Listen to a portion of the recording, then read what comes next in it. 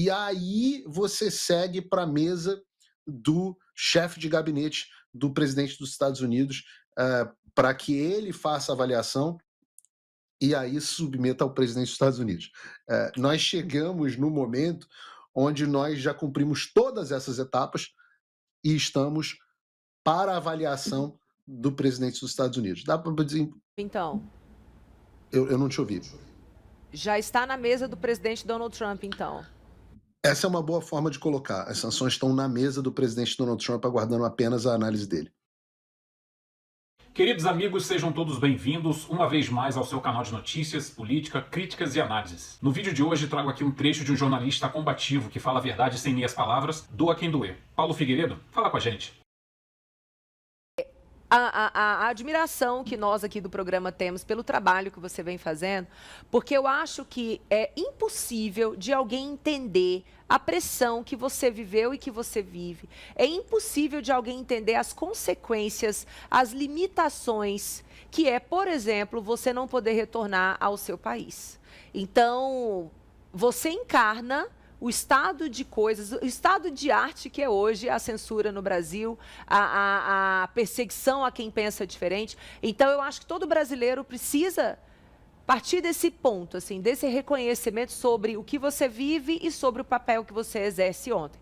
E na semana passada, nós comentamos a sua participação ali na Comissão de Direitos Humanos da Câmara. Eu achei que você brilhante na sua exposição e extremamente corajoso ao confrontar, inclusive, muitas vezes, a fala do próprio deputado republicano, que colocou muita coisa na conta do governo Trump, e você não. Você falou, olha, não foi o Trump, não, foi o Biden. Então, eu queria começar passando a palavra para você, para você falar para a gente o que evoluiu da semana passada, em que você prestou aquele depoimento, para o dia de hoje, quarta-feira. Olha, primeiro também sou espectador de vocês, é sempre um prazer também, desde o Fio Diário acompanhando. A Carol já é conhecida também aqui já até chamei para ser entrevistada, espero que seja candidata novamente. O Rio estaria em melhores mãos se ela tivesse sido eleita. Sobre a pergunta que você me fez, olha, na semana passada nós tivemos aquela audiência para tratar especificamente de uma das dimensões de violações de direitos humanos que o Alexandre de Moraes tem, que é a da repressão transnacional. Então, era circunscrita à perseguição que o Alexandre faz aos dissidentes políticos do regime brasileiro no exterior. Então, por isso que nós tratamos do Eduardo Bolsonaro, por isso que nós tratamos de pessoas comuns como a Flávia Magalhães, tratamos de jornalistas no exterior, como o caso do Constantino, como o caso do Alan dos Santos, como o caso do Michael Schellenberger e como o meu caso, pessoas que estão fora do Brasil, né? Anteontem, eu acho, eu recebi a notícia, por exemplo, que eu vou ser provavelmente julgado à revelia no Brasil. Então, este é o tipo de coisa que faz parte da repressão transnacional, que é um assunto que tem repercussão bipartidária aqui. Então, é um assunto que, ou seja, republicanos e do partido do presidente Trump e democratas do partido do ex-presidente Biden concordam a respeito desse assunto. Nesta comissão que eu estava, Comissão de Direitos Humanos, Comissão Tom Lantos, ela é uma comissão bipartidária. Apesar dos republicanos terem maioria no Congresso, essa comissão ela tem dois presidentes. O presidente que estava lá, o deputado McGovern, que é de Massachusetts, e o deputado Chris Smith, que é de New Jersey. Então, o democrata é o McGovern e o republicano é o Chris Smith. O Chris Smith é um dos principais aliados da gente no Congresso dos Estados Unidos. Ele foi um dos primeiros a abraçar esse assunto, porque ele é muito forte nessa questão de direitos humanos e liberdade de expressão.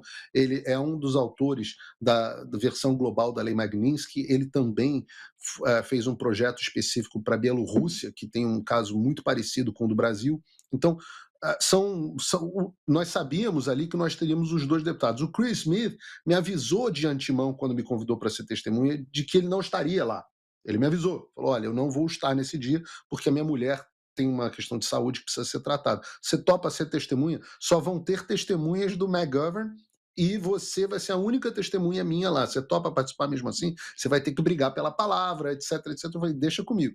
E aí foi lá e eu acho que a gente teve a oportunidade de mostrar o nosso recado. Qual o objetivo final? O objetivo era registrar o testemunho. Aqueles que a gente vê na televisão, aqueles 8 minutos, são 8 minutos que eu tinha direito à fala, mas o meu depoimento completo teve 18 páginas e foi registrado nos anais do Congresso, e foi enviado também, que foi a consequência da reunião, que foi o envio ao Marco Rubio de uma carta pedindo urgência para a questão do Brasil.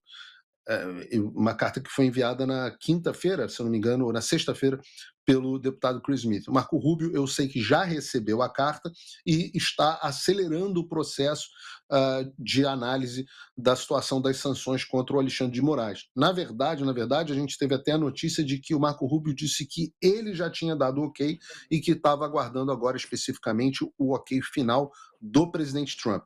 Então, dá para a gente dizer que as sanções, que as pessoas achavam que era 72 horas, faziam piada, esse tipo de coisa, elas ultrapassaram todos os processos burocráticos, e são muitos, eu posso até aqui relatar para vocês alguns. Toda vez que você quer fazer uma sanção, você tem que ter aprovação, óbvio, do Departamento de Estado, do National Security Council, Conselho de Segurança Nacional, do Domestic Policy Council, Conselho de Política Doméstica, do White House Counsel's Office, que é a advocacia interna da Casa Branca, do Office of Legal Counsel do Departamento de Justiça, do Departamento de Tesouro, e aí você segue para a mesa do chefe de gabinete do presidente dos Estados Unidos, para que ele faça a avaliação e aí submeta ao presidente dos Estados Unidos. Nós chegamos no momento onde nós já cumprimos todas essas etapas e estamos para a avaliação do presidente dos Estados Unidos. Dá para dizer... Então, eu não te ouvi. já está na mesa do presidente Donald Trump, então.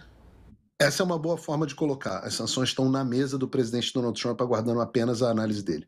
Ô Paulo, deixa eu te fazer uma pergunta. Não vai ser aberto um espaço para defesa dessas pessoas? Então, não há previsão de contraditório e ampla defesa no processo de aplicação da Lei Magnitsky?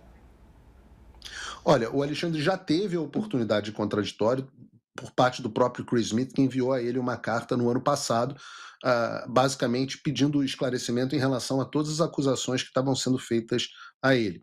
Essa carta nunca foi respondida, ela foi copiada, inclusive estavam copiados o então presidente do Senado, Rodrigo Pacheco, o então presidente da Câmara, Arthur Lira, e o então presidente do Supremo Tribunal Federal, o atual presidente ainda, ministro Barroso. Então, todos eles tiveram oportunidade, além, claro, do próprio Alexandre de Moraes, todos eles tiveram oportunidade de responder às acusações que estavam sendo feitas a ele e não responderam. Aqui nos Estados Unidos, a Lei Magnitsky, a aplicação da Lei Magnitsky, ela é feita uma avaliação dos fatos dentro dos devidos departamentos. E os fatos falam por si só, né? O documento que preparou as sanções, ele tem mais de 1.000 páginas e mais de 600 referências no total. Então, referências de próprias decisões do Alexandre, etc. São fatos incontroversos, não são questões de opinião. Então, esse foi consolidado. O próprio Alexandre de Moraes também teve a oportunidade, está tendo a oportunidade de responder dentro da Justiça Federal Americana, onde ele também está sendo processado na pessoa física em busca de indenizações. Carol. Acho que isso reflete muito o sentimento que existia aqui no Brasil, né, até o ano passado, de que isso daí era uma chacota, né? Eu já tinha comentado isso, inclusive, com o Paulo. Você recebeu essa carta, o ministro Alexandre de Moraes recebeu essa carta e depois fez aquela piadinha patética. Não tenho nenhuma intenção de ir para os Estados Unidos no curto e do médio prazo. Acho que ninguém daqui do Brasil, tanto do Judiciário quanto o próprio Legislativo, avaliou o real impacto dessas sanções. E aí, enfim, a gente já elogiei aqui, a gente fala diariamente aqui no programa o quanto isso foi escalando, quanto esse trabalho que o Paulo faz, agora o Eduardo Bolsonaro aí, essa semana até mandei uma mensagem para o Paulo falando isso, porque o depoimento dele na Comissão de Direitos Humanos mostra o tom o que a gente esperaria de todos os parlamentares brasileiros. O que a gente está vivendo hoje é uma intimidação por parte do Supremo Tribunal Federal e toda a população brasileira está com medo, ninguém tem coragem de se posicionar, né? Até mandei isso para o Paulo, falei, olha, as pessoas podem te criticar, mas ninguém pode te chamar de frouxo. Ele até brincou que isso não é uma fraqueza, né? Não era um defeito dele. Mas, assim, tem toda a minha admiração. Isso é o que está faltando aqui no Brasil hoje. Os nossos parlamentares são frouxos, são omissos e não têm coragem de enfrentar o tamanho do problema que a gente está vivendo, que é essa tirania do judiciário, essa tirania que o STF está colocando aqui para gente. E aí, Paulo, eu queria só te perguntar, você falou aí que você vai ser julgado à revelia. Ontem, por acaso, também, eu estava num outro programa e me perguntaram sobre isso. Eu falei, ai, que bom que o Alexandre de Moraes está assistindo o Paulo Figueiredo Show, né? Tá dando audiência. Eu também dou essa audiência diária, porque ele fez esse corte falando que o Paulo, né, você mencionou que estava esperando a citação dentro dos termos legais, uma citação legal, e não uma citação, não descobrir que você está no inquérito e que você não tem noção do que você está sendo acusado para poder se defender. E aí ele fala, olha, tá aqui o vídeo dele falando que está sabendo que está no inquérito, então a gente considera que ele já foi citado. Mas é exatamente isso, como é que você vai se defender se você não sabe o que está escrito no processo? Então, como é que está isso? Qual a sua expectativa em relação a isso, a ser julgado, a revelia? Se tem alguma coisa que você possa fazer, o quanto você sabe o que tá ali no processo contra você? Olha, não é que eu não tenha medo do Alexandre de Moraes. Eu tenho. O Alexandre de Moraes é uma pessoa muito poderosa, pode fazer muito mal e tem me feito muito mal. Eu, como eu disse lá no depoimento do Congresso, já passei por poucas e boas, já gastei mais de US$ 1 milhão se botar todos os processos de advogado nessa história.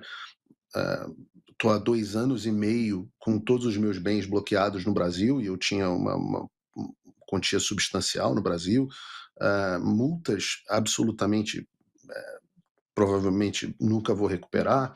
Você tem todas as minhas redes sociais bloqueadas, né? 8 contas que eu já tive que abrir em cada rede social.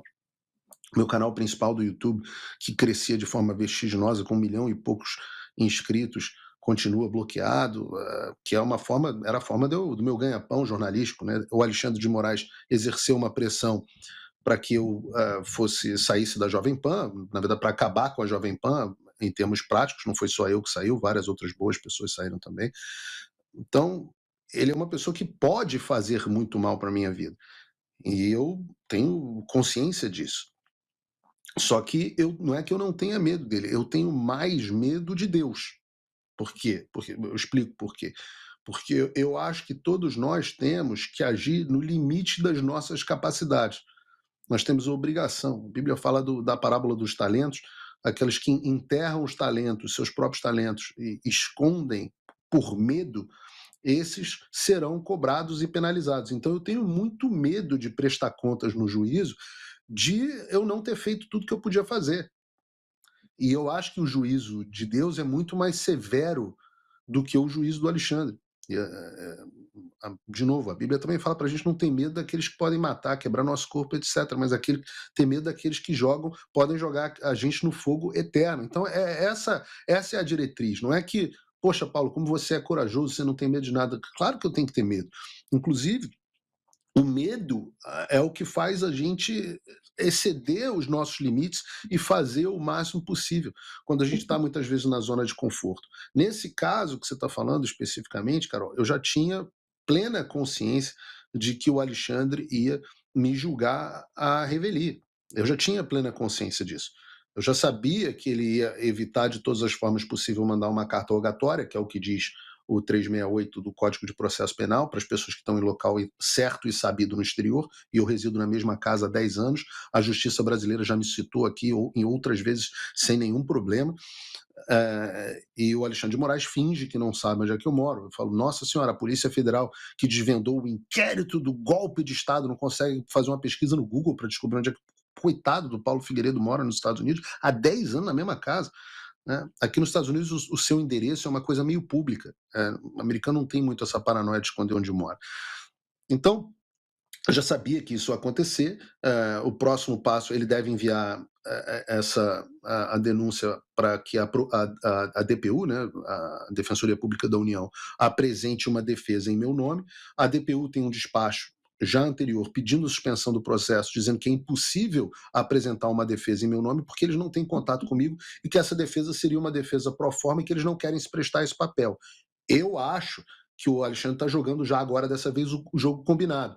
E a DPU deve devolver e falar assim, não é bem assim, então vamos apresentar uma defesa e ele vai me condenar, a DPU vai apresentar uma defesa pro forma, que tem o mesmo efeito jurídico que a defesa do melhor advogado que eu pudesse contratar, porque não faz diferença. A gente está vendo o presidente Bolsonaro tem bons advogados, e não está fazendo absolutamente diferença nenhuma, porque isso não é um julgamento, isso é um circo. Então ele vai me condenar, ele vai me sentenciar a provavelmente algo como 20 ou 30 anos de prisão, e depois que ele me sentenciar a 20, 30 anos de prisão, eu vou ficar na mesma situação que eu estou atual, não posso retornar ao Brasil. Do ponto de vista internacional, eu já contratei advogados internacionais para impedir que essa pauta política avance. Então, eu acabei de contratar a Michelle Eslan, que é a melhor advogada de Interpol do mundo. Gastei mais uma fortuna, mas está ela aqui que impedir que meu processo sequer chegue à Interpol. Então, o efeito vai ser basicamente os Estados Unidos certamente não vão me extraditar, porque não extraditam pessoas por esse tipo de natureza de crime, e o devido processo legal também não foi seguido, então vai ser isso. Então a minha única esperança de retornar à minha pátria, onde mora a minha família, onde está meu pai, que tem 80 anos, que, poxa, não pode vir aos Estados Unidos o tempo inteiro, onde estão as minhas origens. Eu sou nascido e criado do Rio de Janeiro, eu amo o Rio de Janeiro, como você, Carol. A gente sabe os problemas do Rio, mas a gente ama, né? É o nosso lugar, é a nossa origem. Então, doloroso, minha esperança de retornar ao Brasil é com a queda do Alexandre. Apesar do absurdo dessa notícia, a gente ainda tem um alento, uma ponta de esperança por dias melhores, com profissionais da comunicação deste gabarito para poder nos informar, nos alertar e principalmente nos trazer a verdade. Comente aí o que você achou dessa análise, deixa sua curtida para ajudar o vídeo na plataforma e te espero no próximo vídeo. Um forte abraço.